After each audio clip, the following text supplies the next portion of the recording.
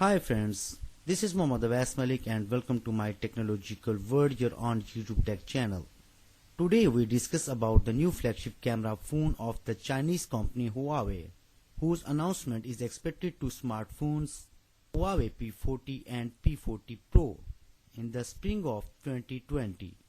According to the source, Huawei P40 and P40 Pro will ship immediately with two operating systems on board. Users will be able to access both of Android-based EMUI 10 shell and Huawei's own development HarmonyOS, also known as HongMeng in China.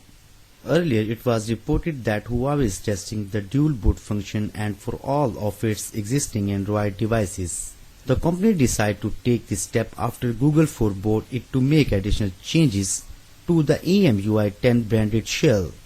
Now the project has just begun to be tested, and according to the test results, model for the additional installation of HarmonyOS will be selected.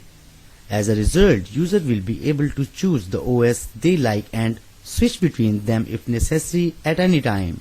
While all the mess is resolved, and that is expected to happen from the Huawei advice side, they have leaked a series of images of what would be the next Huawei P40 Pro, which correspond to render disclosed in Weibo, where two colors are visible on back of four cameras in vertical form of the hand of Leica, and the return of the Zoom 50x that among other things allowed the famous and controversials.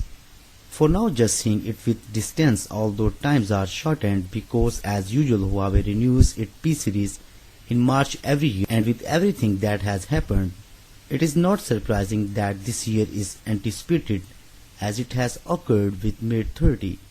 So ladies and gentlemen, this is a fresh news regarding upcoming Huawei P40 and P40 Pro. I hope you like this video. Please tell us in the comments sections that how do you like this video. If you like it, please hit the like button and subscribe our channel, My Technological World, and stay blessed. Peace out. Take care. Bye bye.